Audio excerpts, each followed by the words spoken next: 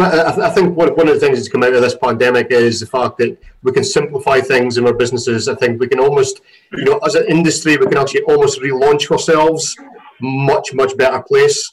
A much better industry to work within, and a much better industry to buy from. I started off selling cars. My first job was 1996 as a trainee salesperson at an independent garage, which was brilliant. I remember my first day like it was yesterday. There's a desk, there's a glasses guard and a set of trade plates. You need to do 15 a month. So that was the induction and the training all over by myself. He said, get 3 bids on a part exchange. You've got a £200 deal margin. You do 15 a month. Nice one. Can you go to the burger van? So that was it. It's all about the local business side of things. And certainly since having the service centre as well, the service centre is really important, John, because that obviously is a second bite of the cherry, isn't it? I don't think everybody wants to travel hundreds of miles to buy a car. Yes, 1 or 2 customers will travel for something special, but it's all about your local branding, your local marketing, keeping that there. Hey guys, I'm John Hickey and this is the Armchair Show. If you're new to the Armchair Show, we're on a mission to help automotive pros to learn, prosper and grow. The show's in association with the eBay Motors Group and Imperial Cars, who have both moved heaven and earth to help us do this. So genuinely, thank you so much, guys.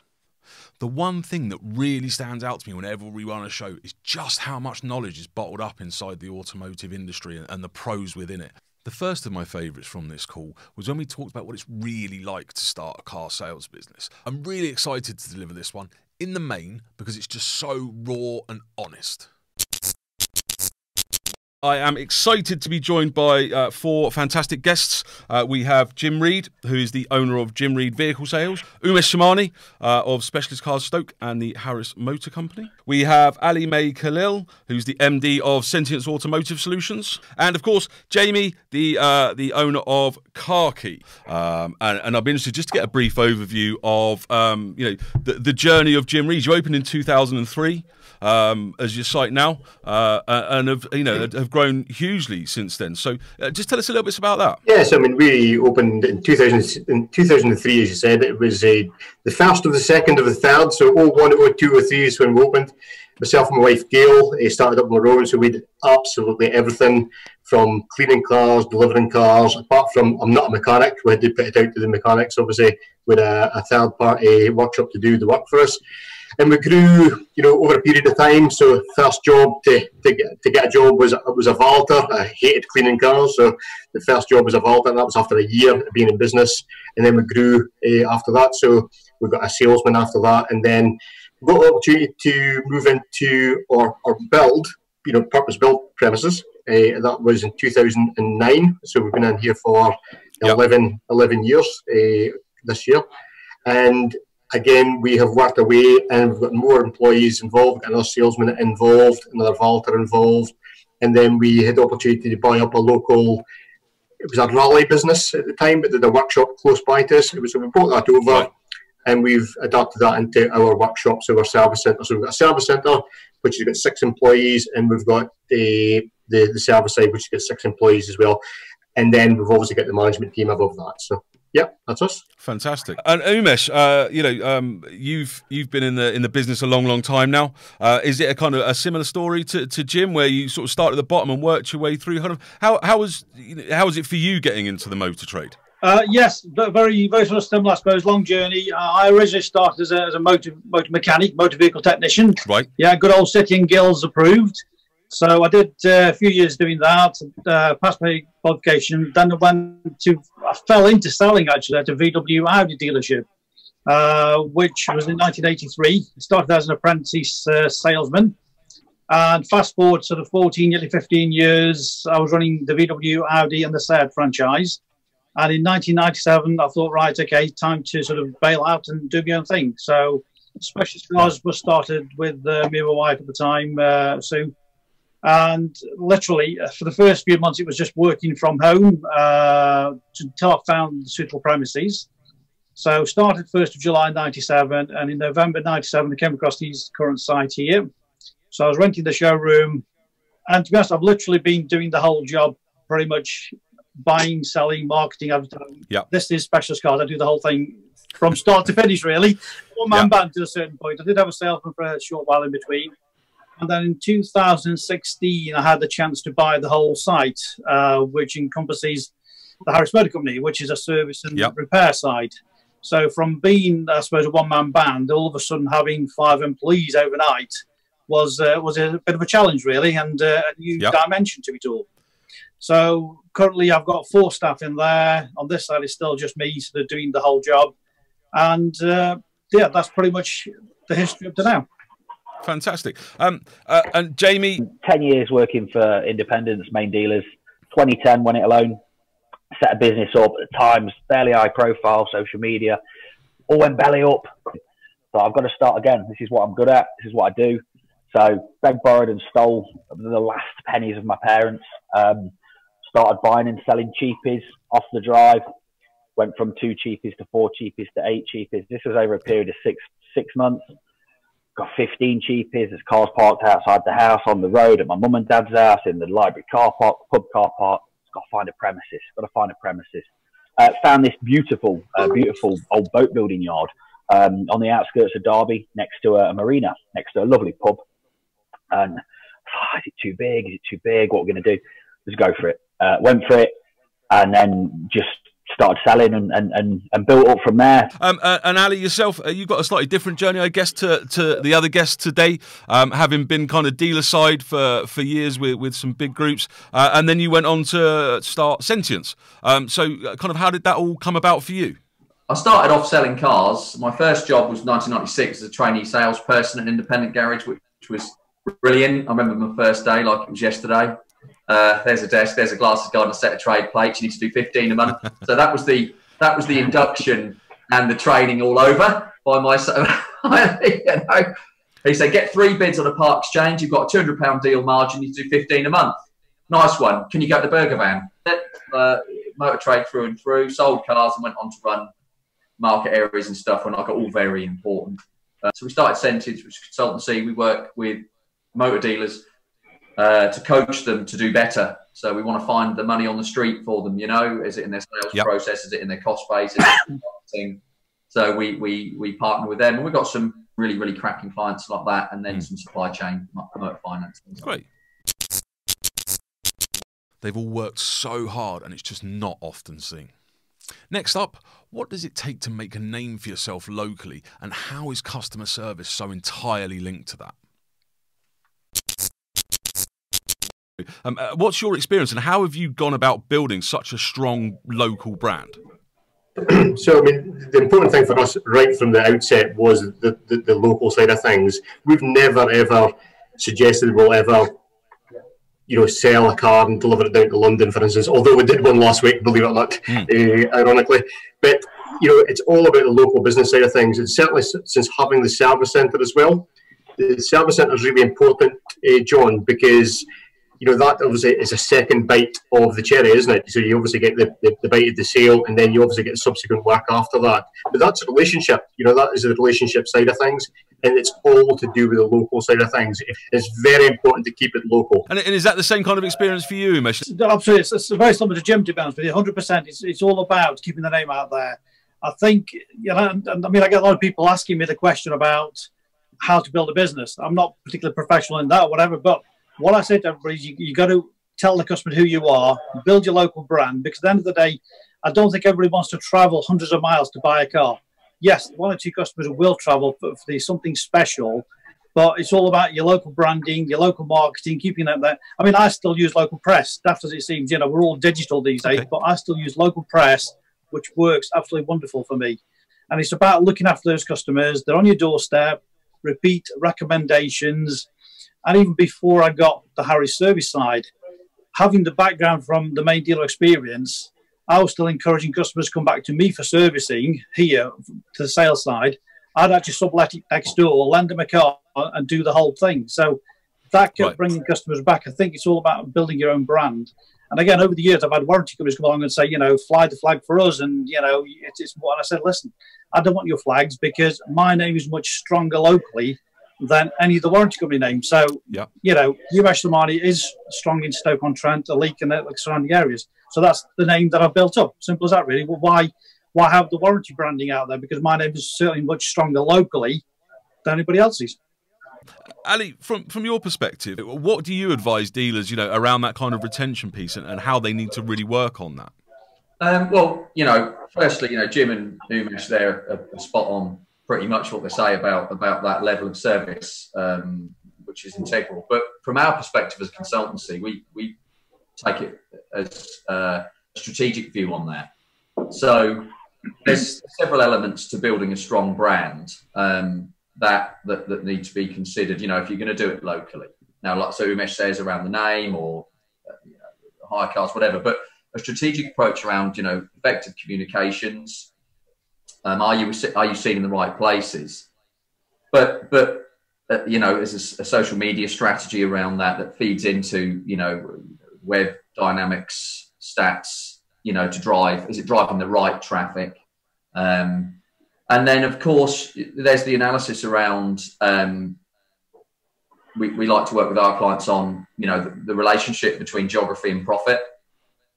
So you know, we've got a tool that we use with them that looks at the most profitable areas that you get your leads from, if you like, so that you can maybe turn down what you're spending on certain platforms and turn it up elsewhere. And is there a relationship between, you know, those leads, locality and profitability? And normally there is, and it's pretty distinct. It's just a more strategic approach to being able to spend your money, your hard-earned cash on. I mean, there's a scattergun approach to obviously building a brand locally. In a lot, I don't mean any of the gentlemen on this. I'm just talking very generally. You know, you sort of have a little bit on this platform, a bit on that platform, a bit, just trying to cover every base. Whereas, you know, our advice often, not always, is to not do that. If you want to build a successful brand, then I would be known for want to be known for something. What you represent, but also there's a lot of back office, probably is the term for that. It doesn't matter how big you are, but if you've got the science and a bit of strategy around it, you can exponential growth, and you can probably spend less. Is the thing. Yeah. So with a more strategic, targeted approach. Yeah, without doubt. Yeah, yes. I mean, to answer your question about, you know, building a local brand, Jim's point around you know, taking care of them locally is it might sound obvious, but you know what? It's often lost with dealers, isn't it? We all say great customer service. Everyone will say we're a people business, we're great with customers and all this sort of stuff, but it's very rarely demonstrable when you sort of press into it, and then when you link that into things such as Google, and how you use testimonials, how you use case studies, you know, in terms of giving your website that bit of weight to drive traffic, there is that actual monetary relationship between great customer service and the leads you generate. So yeah, I don't want to get too sort of, definitely, you know, if we're engaged by a client and say, right, can we save some money on this? The first thing we'd look at in that case is if you want to build your brand, then we need a plan, not just a pot of money to spend. And Jamie, you've obviously been growing at quite a rate recently. You gave us a quick tour of your upgraded showroom a little while before we started. Yeah. What have been the best channels for you? I mean, how are you building that brand locally? What are you using to get the Car Key brand out there and to drive those sales? Probably the more expensive channels to market, which was spending the big bucks on the big advertising platforms. I would suggest we fostered great relationships, don't get me wrong, with our locals. We're on a marina. There's about 100 people who live here. There's a pub next door. We've got a local workshop who's very well known in the community. He sent lots of customers over to us. So you look at like our Google reviews, some fantastic Google reviews on there. Most of those people are local customers, you know, and so I just think, yeah, you know, our strategy has just been to give everybody the best experience they could possibly hope to have buying a car. If anything so much as went wrong, you know, I've never had a legal experience with the customers. No one's ever gone legal, because I'll never go legal with the customer, because I'll just buy the car back and I'll love them up. Because to me, I know we're going to get the occasional one-star review, and I understand that, and you have to respond to profession and everything. But if I'm going to save 300 quid doing a job to get a one-star review, I'd pay $3,000 not to have that review. Do you know what I mean? So just again, it might not be for everybody, but if customers have problems, just deal with it and don't fall out with the customer. You know, if you're going to pay, don't fall out with them and pay. Just fine, no problem, pay. Yeah. And they're not, you know, they're going to tell people they've had a great experience. It's not going to mean that every customer who buys a car off us for the next year is going to expect us to pay for things when they're out of warranty. They're not. One of the most interesting things we talked about was how has the independent sector adapted to consumer change in the light of COVID-19? It's fashionable at the moment to talk about, you know, the new normal. There might be a bit of a period, and then everything will go back to exactly as it was, with the exception of the way in which you nurture the lead as opposed to what we would say handle the lead. So take Jim's point around using Zoom and their kind of sales process, if you like, around that, and many others will be doing the same. The point is, though, is that it's about nurturing a lead now. So that lends itself to nurturing. So, you know, there's the phone call, but they're not ready to just, you know, click and collect. There's a bit in the middle that I think that we're missing, and something that obviously we'll be coaching the businesses under our wings, if you like, on that, is that bit in the middle, that virtual sales process, managing that virtual sales process, if you like, which is if you think of it as like stepping stones. So, you know, however many there is, but some customers will go from one stone and just leap to the deal, you know, the click and collect thing or deliver, whichever. But many won't be ready for that. And then you need to just nurture the lead along. And the trouble we've got at the moment is you know, a lot of people saying, right, you know, I need a transporter. You know, everything's going online now. And I can see a lot of people getting in a bit of a pickle with that. First of all, it's prohibitive if you work the cost back per unit. You know, and an industry that's not famed for big margins, the last thing you want to be doing is introducing something to your business that's going to reduce what is already under pressure further by probably getting on the bandwagon. Now, if there's a business case for it, then I'm all up for it. But not because it's fashionable. Not because everything we're watching at the moment saying click and collect, click and deliver, click and deliver. You know, I remember selling cars yonks ago and jam jar cars kicked off to say you don't need to go to dealership. Nobody wants to buy from people anymore. It's all click and deliver. They didn't do it so well, did they? Tesco did the same. They had plenty of money behind them, went pop. Quay, the list goes on. So people don't like to talk about that. I do with clients. I say, stop being an idiot. You're going to waste a load of money on this. Let's do it like that. Because sometimes it is really important to focus on the process of selling the cars. There's not a silver bullet to selling cars. It's pretty basic, actually, in most cases, isn't it? If you look at a lot of dealers that struggle, they don't know why they're struggling. Then you mystery shop them and you realise that if you send them an email, you might as well have just thrown a paper aeroplane out the window. Because, you know, there's no inquiry management, there's no lead management, there's no video. They're going, oh, we need to spend more on Auto Trader, we need to spend more on Google, we need to spend more on pay-per-click. Well, no, you don't. You just need to bring people back. So I would say that a couple of things, really, from our position as a consultancy is firstly, beware of being fashionable. Okay, show me some science, I would think, really. Let's have a look at your processes, because there might not be anything wrong with it. You might just need a tweak. And think more along nurturing a lead along. Go at the customer's pace. If they're ready, want to leave a deposit and pick it up, wonderful. But perhaps they do want a Zoom call, as Jim says, you know, face-to-face interaction. I think it's been, if I may, just add, or do you need to move on? No, please. All I was going to add to that, actually, is that what it has done, I think, is, and please don't confuse this with, you know, thinking any part of this has been good from a health perspective, but purely a commercial perspective. I think it's actually been good for many of the good guys, for want of a better phrase. You know, it is encouraged people to have a little slow down, a little rethink, maybe a little work on their business instead of flying about within it. Bit of remodeling, maybe, bit of a change around the sales process, and coming out the other side into you know, obviously when hopefully the dealerships start to open again on the 1st of June, as is forecast, and then beyond that next sort of 3 to 6 month period, is customer service it's about that inquiry management. But as I say, how can you nurture a lead, not manage a lead? I think is going to be the key differentiator for a customer. and as Jim says, and Umesh and Jamie will be exactly the same, is let's not get on the phone to someone and start saying, you know, no discount, let's have a, you know, I'll deliver it. Maybe they want a bit of an experience, but maybe a virtual one. So I don't think it's as black and white. I think there is that couple of stepping stones that dealers need to focus on. And are their team, if they have a team, capable and trained to be able to handle digital inquiries like they can telephone inquiries, like they can physical inquiries? Because the three are very different. To maximise each one needs a different set of.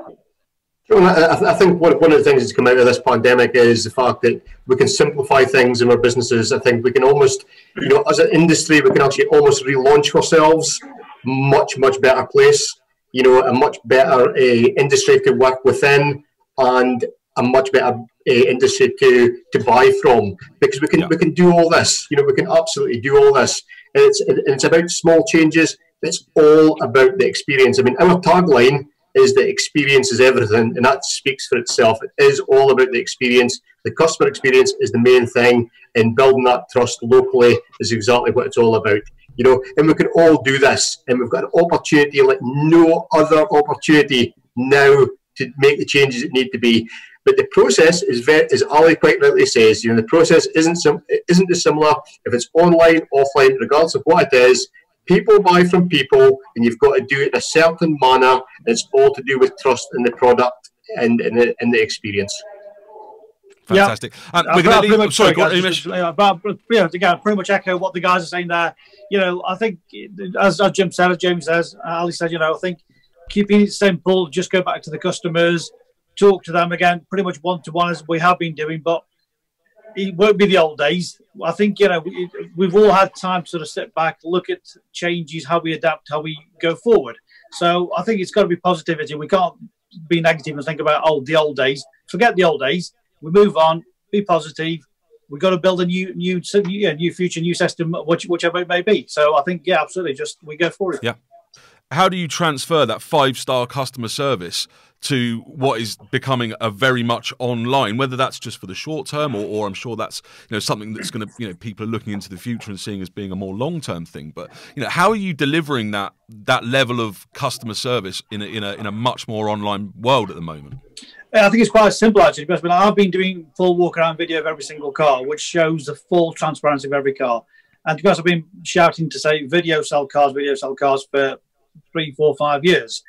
And I think just by being so transparent, you walk around the car, the customer can fully see exactly what you're selling. You can't hide doctor videos to a certain degree. You know, it's a 3-minute video, shows a 3-minute walk around the car.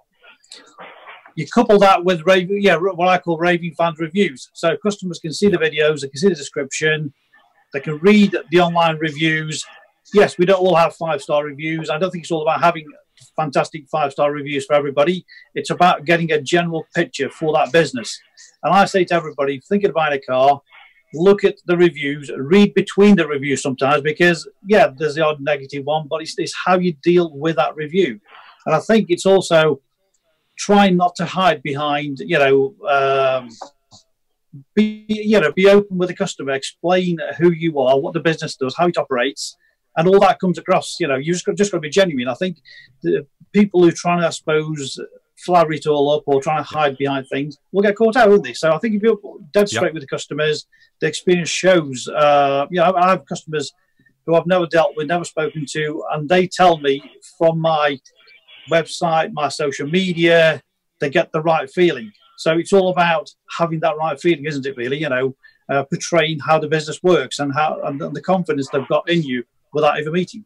You know, people say to me many times they've not bought the Mercedes or the BMW, they've bought me. And I think that's what it's about, isn't it? Yeah, they bought into me. So the car's secondary. You know, you've got to put yourself out. Don't buy a car, they're buying off me. Simple as that, really. So I think it's quite easy to do that. Yeah, with special technology these days, be it video, online reviews. It is quite easy compared to the old days where it's a little small advert in the newspaper. Yeah. Yeah, so I guess what you're saying there is, I guess, you know, people still buy from people, just despite the platforms they use. And you know, what are your thoughts on that, Jim? Exactly the same. I think what you've got to be careful of, though, John, is we were obviously aware that, you know, we've got some clients that have been with us for years and years and years, because obviously repeat business is important to us. So, people who are in their 60s, 70s, and 80s, do they click and collect? Do they click and deliver? Do they have the confidence to do that? So it's all about giving your customers choice, I think, John, and giving that obviously on the website, but giving that over the phone.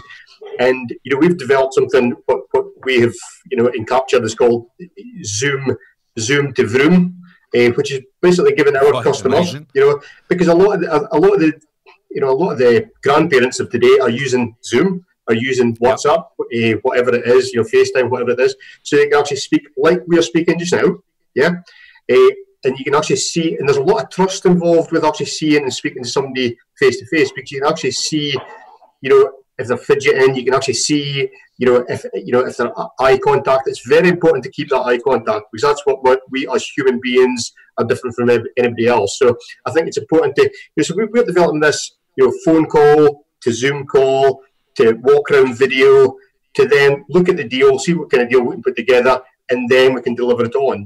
It's all about giving that customer's choice. I think if you just go simply click and collect or click and deliver, you alienate a lot of your customers, because they'll then think that's all you do. So I think very important, old-fashioned phone, get on the phone. People love to hear your voice, even though they don't understand what a lot I say. But it's all about building rapport, building trust is absolutely 100%. And as Umesh said right at the very start of what he said there, keep it simple. What this whole, and I know the whole thing's not about COVID, but one of the reasons we're on Zoom is because of the COVID pandemic. Yeah. And what it has brought is it's brought so much simplicity to our business. We can make it so much simpler than what we've made it confusing for customers, and we can make it so much simpler. Yeah. Can you imagine? Can you imagine if this happened 20 years ago? You wouldn't sell a car. Yeah. You wouldn't sell a car for months. Businesses get out of business left, right, and centre.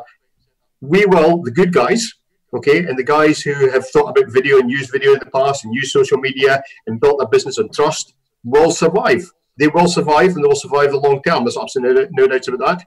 The guys who have cheated and hidden that touched up bit and that dent or that painted panel or whatever it is, they are the guys that get go out of business, because you can't no longer do that. Although you'll be the cheapest, you'll be the cheapest car in Auto Trader, absolutely 100%, but you will not be the best car. And once it's delivered to the customer's house, guess what? It's coming right back at you. So it's all about trust, John. I think there might still be a bit of negative perception in the industry from consumers, but you can see from these guys that it's just clear that good guys, as Jim Reid puts it, will survive. Jim's approach from Zoom to Vroom is brilliant, and the other guys are all clearly positively inspired about the future. And that's one of the things I really love about the industry. It's just so resilient. And last but not least, people buy from people. Let's hear what the guys have to say about building trust. And Jamie, I guess it'd be an interesting question for you. You were saying earlier on, you've grown your team quite quickly. You've brought on a lot of people over the last sort of 12 months or so. How have you found that, managing that kind of process and managing the growth in sales at the same time as a growth in people? How important is the kind of process that Ali's saying is so important to business? How have you found that? How have you worked with that in your business? So how things are now is almost how things are anyway. We're a business that goes to take the money before the customer comes to the site. We build rapport with people. The team are salaried. Okay, so when someone's talking to a customer, they're not panicking. I've got to get money. Got to get money. Got to get money. I'm not going to get paid. It's nice. Talk to people. Yeah. If you inquire on the car with us here, it's just chilled and it's nice. And then perversely, because they're not commission driven, target driven, we seem to perform better. I mean, I know that kind of flips the model on its head, but I think that to have that in a business and for it to work, you've got to have the right people. I've got an amazing team here. They can all hear me, so this is I'm getting brownie points. I say they all, they're not all here. But the ones who are here, they do. Their mission as I say, it is when someone inquires with our business, whether it's a phone, whether it's an email, or whether it's a walk-on, is that customer leaves with a really positive, happy, lovely impression of our company. And the chances are that if they do, they'll buy a car, you know, because the chances are if they inquire at 2 or 3 other garages, like Ali said, probably won't get emailed back. Or if they do, it's like one line, you know, if they ring up or ring you back or go and check. And, you know, everyone's so busy, man. Deals are the most important thing, you know. So when a lead comes through, just love them up, treat them like a friend of the business. And then we had some customers yesterday had click and collected. You know, they want to come see a car. We said, no, we need a deposit. You need an order form. It's the only way you're coming on. You'll be outside car. And in their own words, and our car wasn't fully prepped. They said, your car is by far the worst out of the 3 cars we've seen. And guess what happened an hour later? They bought our car. Why did they buy our car? Because although we were stood a bit of distance away from them, we loved them all. You know, we gave them all the time in the world. You know, sounds ridiculous.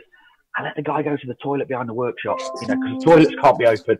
But we just gave them the red carpet treatment. And our car was the worst car and wasn't the best deal. But they bought us. They bought us as people. And I know it's so cliched in this trade that people buy people.